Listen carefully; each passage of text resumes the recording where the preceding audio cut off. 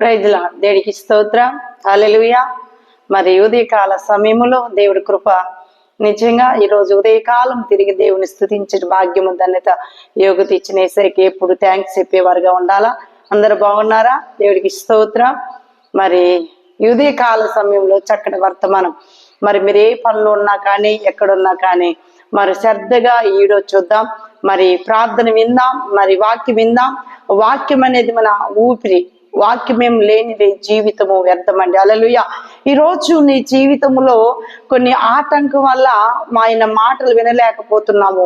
కొన్ని ఆటంకం వల్ల ఆయన మాటలు, ఆయన పరిశుద్ధ గ్రంథం చదవలేకపోతున్నామేమో. కానీ ఈరోజు మరి ఎలా అంటే తన మందిరం గడిపేవారు గొప్పవారట. హల్లెలూయా. దేవుడికి స్తోత్రం. ఎందుకంటే ఒక్క రోజు గడిపితే 1000 దినముల కంటే శ్రేష్టం. హల్లెలూయా. కీర్తన 84:10 చూసుకుందాం. ఎందుకంటే చక్కగా మాట్లాడుతున్నావు. తన ఆవరణలో గడపాలా. ఎందుకంటే ఎక్కడ గడపాలంటే మందిరములో గడిపేవారు శ్రేష్ఠులట. హల్లెలూయా. ఎందుకంటే ఈరోజు నువ్వు మందిరం గడిపితే నీకున్న భయంకరమైన శ్రమ నుంచి, నీ భయంకరమైన అనేక ఒత్తిడి నుంచి దేవుడు విడుదల చేయడానికి సిద్ధంగా ఉన్నాడండి. ఈరోజు మనం ఎక్కడికి పోయినా మనకు మనశ్శాంతి లేదు. కానీ నువ్వు ఏ స్థలాలు ఉన్నా ఎక్కడికి రాదు. కానీ అదే నువ్వు మందిరములో ఒక్క దినము గడుపుట 1000 దినముల కంటే చేస్తామట. హల్లెలూయా. ఇప్పుడు ఎక్కడ గడపాలంటే దేవుడు మందిరములో గడిపేవారుగా ఉండాలి. దేవుడి సన్నిధిలో ఆయన స్తుతించేవారుగా, ఆయన ఘనపరిచేవారుగా, ఆయన మహిమపరిచేవారుగా మనం ఉండాలండి. ఎందుకంటే మనం వినటానికి ఆయన ఇష్టపడుతున్నాడు. ఆయన ఎందుకంటే మన స్థితిని గతిని మార్చటానికి ఆయన ఇష్టపడుతున్నారు. ఎక్కడంటే మాకు స్థితి కావాలంటే దేవుడు మందిరంలోకి రావాలండి. దేవుడు మందిరంలో గడపాలా. దేవుడి సన్నిధిలో గడిపిన బిడ్డలుగా ఉంటే ఖచ్చితంగా నువ్వు ప్రతిఫలం పొందుకుంటా ఉంటావు. ఖచ్చితంగా నీవు ఆశీర్వాదాలు చూడబోతూ ఉంటా ఉంటే. ఎందుకంటే ఈరోజు మందిరం అంటే చాలా మందికి ఆశామాసుకుందని. మందిరములో ఆయన సన్నిధి, ఆయన దూతలు, ఆయన ప్రత్యక్షతతో ఉంటా ఉండేది. అంటే గృహంలో ఉండదా అనుకుంటే గృహము కాదు. కానీ మనం గృహములో అన్ని విధాలుగా ఉంటాయి.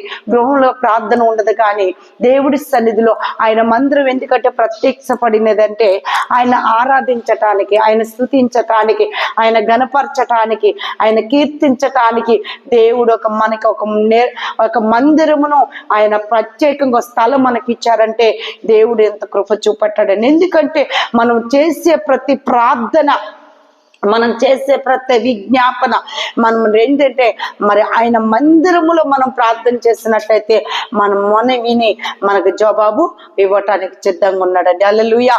దేవుడికి స్తోత్రం. ఈరోజు నువ్వు నాయన ఏమైతే కోల్పోయి ఉన్నావో ఆయన మందిరంలోకి వచ్చి నువ్వు అడుగుము, దేవుడు ఖచ్చితంగా నీకు సహాయమును చేస్తాడు.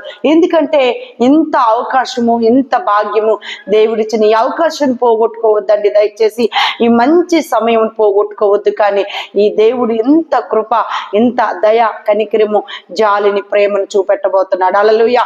ఎప్పుడు కని దృష్టి మనపై, ఆయన హస్తం ఎప్పుడు చాచి ఉంటున్నాడు. ఆయన దృష్టి ఎప్పుడు మనపై ఉన్నది.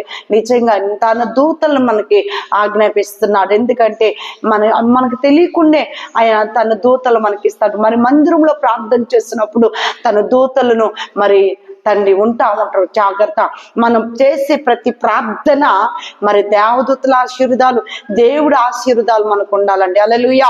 దేవుడికి స్తోత్రం. అనుకోవచ్చు నేను ప్రార్థన చేసి నేను ఒక్కదాన్ని అనుకోవచ్చు. నీ పక్కన దేవదూతలు ఉంటారు. దేవుడు మందిరంలో వచ్చి ప్రార్థన చేసినప్పుడు దేవదూతలు సంచరిస్తూ ఉంటాడండి. హల్లెలూయా. దేవుడికి స్తోత్రం. ఈరోజు నీ స్థితిని దేవుడు నువ్వెంత పరిస్థితిలో ఉన్నా, నువ్వే స్థితిలో ఉన్నా, నువ్వెక్కడున్నా కానీ ఆయన పరిశుద్ధ మందిరంలో నువ్వు గడిపేవారుగా ఉండాలా. ఆయన సన్నిధిలో నువ్వు ఉండేవారుగా ఉంటే ఖచ్చితంగా కార్యం చేస్తాడండి. ఈరోజు నువ్వు బాధపడుతున్నావా? నీ బాధ దేవుడు తీర్చదు. నీకు బాధ, చింత, వ్యాధి ఉందా? దేవుడే తీర్చబోతున్నాడు. హల్లెలూయా. దేవుడికి స్తోత్రం. మరి దేవుడు అంటున్నాడు, నిజంగా మొరపెట్టే వాడికి నేను ఉత్తరం ఇచ్చేదని అంటున్నావు. నిజంగా మొరపెట్టాలా? తన ఆలయములు ఎక్కడో కాదండి, తన ఆలయములో నిజంగా మొరపెడితే ఖచ్చితంగా మనకు జవాబు వస్తూ ఉండదు.